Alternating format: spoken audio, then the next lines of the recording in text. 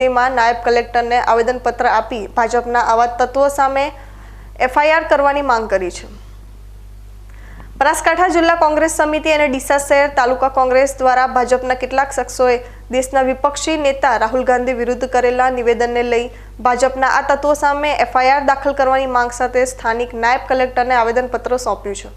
ડીસાની નાયબ કલેક્ટર કચેરી ખાતે આજે બનાસકાંઠા જિલ્લાના સાંસદ ગેનીબેન ઠાકોર, જિલ્લા કોંગ્રેસ પ્રમુખ ભરતસિંહ વાઘેલા, ડીસા તાલુકા કોંગ્રેસ પ્રમુખ મુકેશ સોલંકી સહિત કોંગ્રેસી આગેવાનો આવેદનપત્ર આપવા પહોંચ્યા હતા। આવેદનપત્ર આપ્યા બાદ ગેનીબેન ઠાકોરે મીડિયા સાથેની વાતચીતમાં જણાવ્યું હતું કે ભાજપના કેટલાક કાર્યકરો અને નેતાઓ પોતાના આકાઓને વાલા થવા રાહુલ ગાંધી વિરુદ્ધ બેફામ વાણીવિલાસ કરી તેમની જીભ કાપી નાખવાની, તેમની હત્યા કરવાની ધમકી આપે છે। અગાઉ જ્યારે રાહુલ ગાંધીએ સત્ય વાત કહી તો તેમના વિરુદ્ધ દેશભરમાં એફઆઈઆરો કરાવી તેમનું સભ્યપદ રદ કરાવ્યું હતું, બંગલો ખાલી કરાવ્યો। આમ છેલ્લી હદ સુધી તેઓ ગયા હતા। ત્યારે હવે તેઓ રાહુલ ગાંધી જ્યારે દેશના ગરીબો, યુવાનો, વંચિતોની સમસ્યાઓનો અવાજ રજૂ કરે છે ત્યારે તેઓના વિરુદ્ધ બેફામ વાણી વિલાસ કરે છે। અમારી માંગ છે કે આવા તત્વો સામે એફઆઈઆર નોંધવામાં આવે, જેથી દરેક જિલ્લા કલેક્ટરો તેમજ નાયબ કલેક્ટર આવેદન આપવાનો કાર્યક્રમ યોજવામાં આવ્યો છે।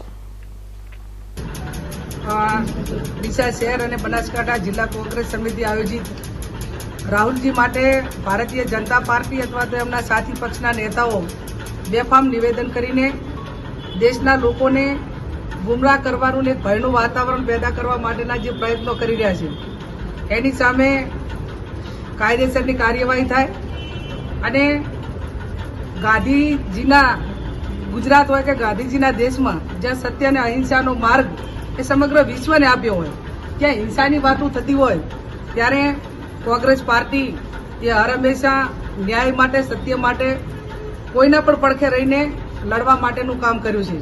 ત્યારે રાહુલજી એ દેશના ગરીબ લોકો, વિકાસથી વંચિત હોય, યુવાનો હોય, દેશની સમસ્યાઓ હોય એના માટેનો અવાજ જ્યારે લોકસભામાં એક વિરોધ પક્ષના નેતા તરીકે ઉપાડતા હોય ત્યારે ભારતીય જનતા પાર્ટીને એમના વડાપ્રધાન હોય કે બધાને બોખલાટ થયો છે અને એવા નિવેદનો આપે છે કે ઇન્દિરાજીની હત્યા થઈ, એવી હત્યા અમે તમારી કરશું।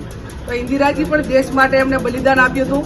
કોંગ્રેસ પાર્ટી બલિદાનની પાર્ટી છે, એના અનેક નેતાઓ આ દેશની અખંડિતતા માટે બલિદાન આપ્યા છે। ત્યારે એક એવું નિવેદન આપે હત્યા કરશું, બીજું એવું નિવેદન આપે અમે એની જીભ કાપીશું, ત્યારે એની સામે ડરવાવાળા લોકો, કોંગ્રેસ પાર્ટી કે દેશના લોકો ડરવાવાળા નથી।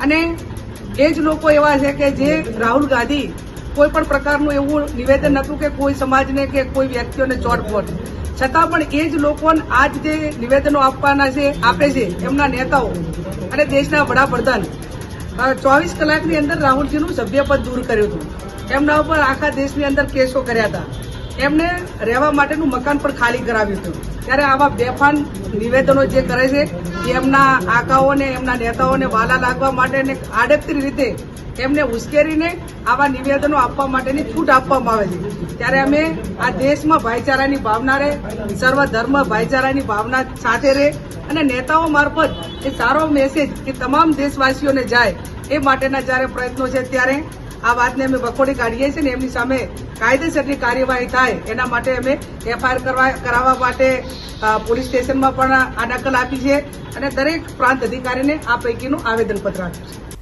સમય થયો છે ફરી વિરામનું, વિરામ બાદ જોઈશું।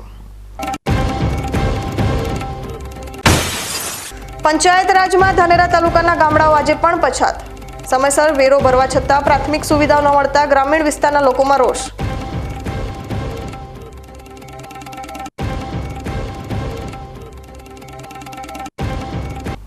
તો જોતા રહો બીકે ન્યૂઝ ચેનલ।